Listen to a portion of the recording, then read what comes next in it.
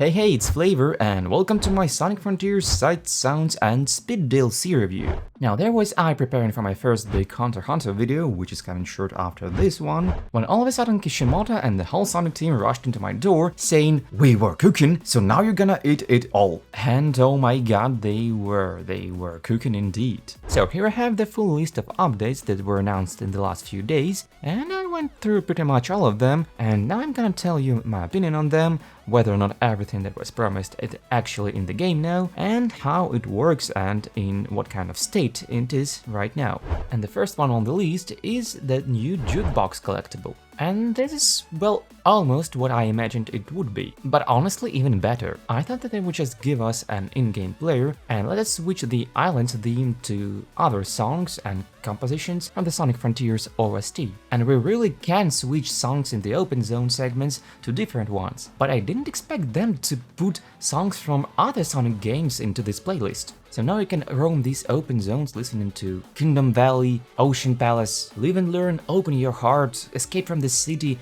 and tons of other songs. And oh my god, the Mystic Ruin theme is just so nostalgic and fits to the vibe so well.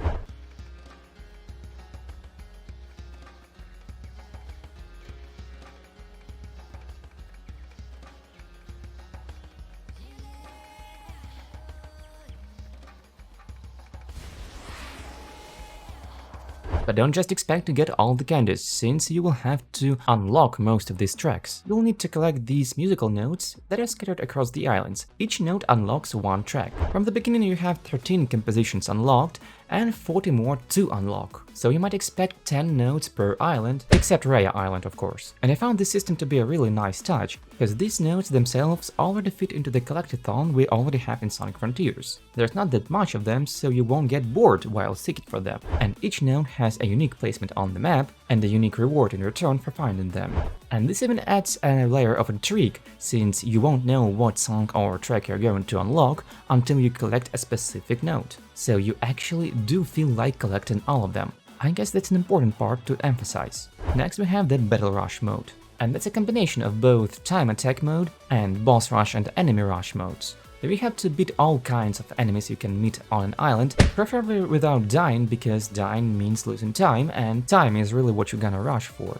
There are 5 Battle Rush segments in total, 1 per each island except Rare once again, and the 5th one requires you to beat all 4 main Battle Rushes in a row. And yes, you might have this question and I will answer you. The Titans are replayable in this mode. Yeah, it's still a shame we cannot replay these awesome battles without time restrictions and without the conditions of beating other enemies before reaching them, but it's still a way, I suppose. But honestly, Boss Rush is still required, I'd say. However, there's still a pretty strong reason for you to beat all these segments in an A or an S. Because if you do so, you unlock another point from the update list, the Extreme Difficulty mode. And yes, despite how unbelievable it sounded just a couple of days ago, it is present in the game now. You just have to beat Battle Rush with a high score. And since I've already mentioned it, let's discuss it. And oh my god, is it extreme!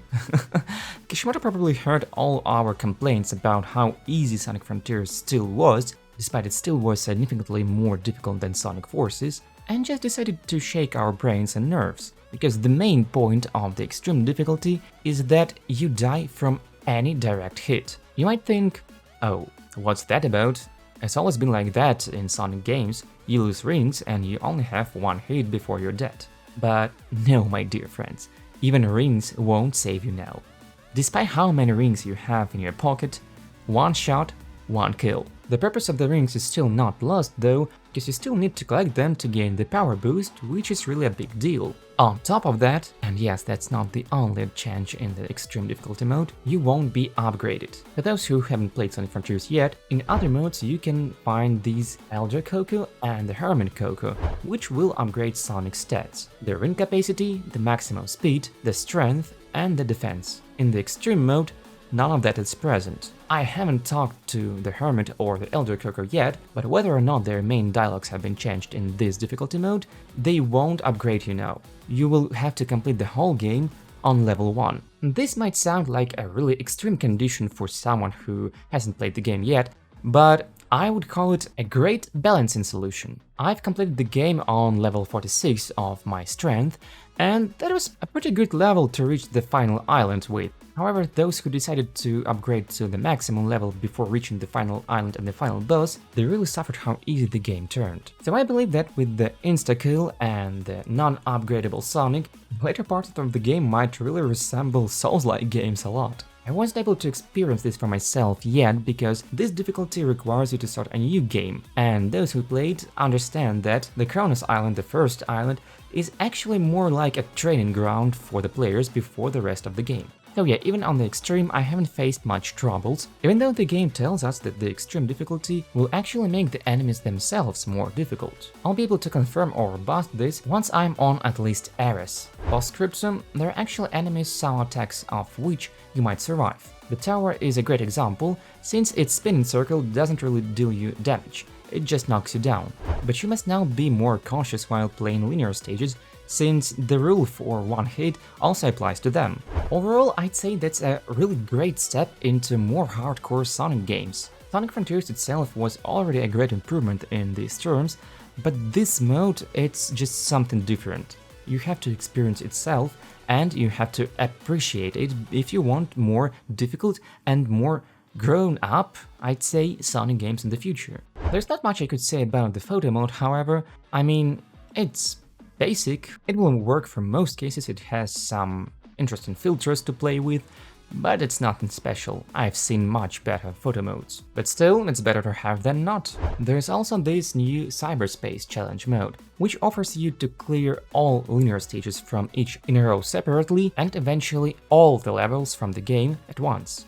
Before I continue reviewing the update, when I started a new game to test the extreme difficulty mode, I reached this puzzle, and when I started it, this glyph textured frame suddenly appeared out of nowhere, and I don't really remember if it was present in the original game on its release. If it wasn't, then I'm not sure what other stylistic changes might have implemented into the game.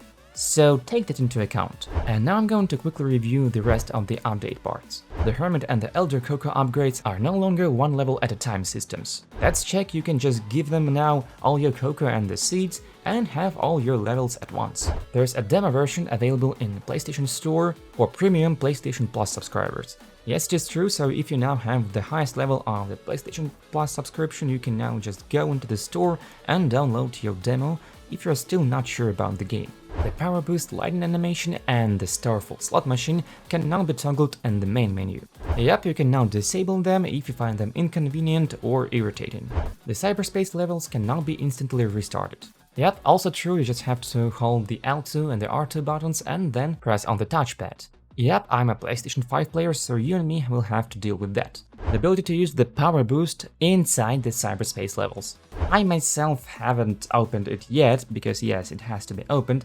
Just like with the extreme difficulty and the Battle Rush, you have to unlock this feature while completing the cyberspace challenge. Although I do know that yes, it is present in the game and you can do this. And then there is this additional content mentioned by Famitsu, although nobody's sure what they really meant. It was placed as a separate point from everything else that we know, so we just have to wait, I guess, or expect something more, or maybe they left it in the text just in case, I don't know. However, Kishimoto has already confirmed that we can already expect more features than initially announced in the roadmap we saw last year. Moreover, he confirmed that all the bonus content in this DLC and in the next one and possibly in the third one comes from the feedback he received after the release of Sonic Frontiers back in November 2022. So I suppose it is time for all of us to have a look at this update and give him the feedback on his Twitter page. Who knows, maybe it is your feature that will be added to the game with one of the following updates. And this was my review of the first of them. And if you want more info and hot news on Sonic the Hedgehog, check out our Sonic and all characters community on Twitter. Hit the like and the bell buttons, subscribe my channel, and expect more Sonic the Hedgehog, Hunter x Hunter, and gaming videos from me.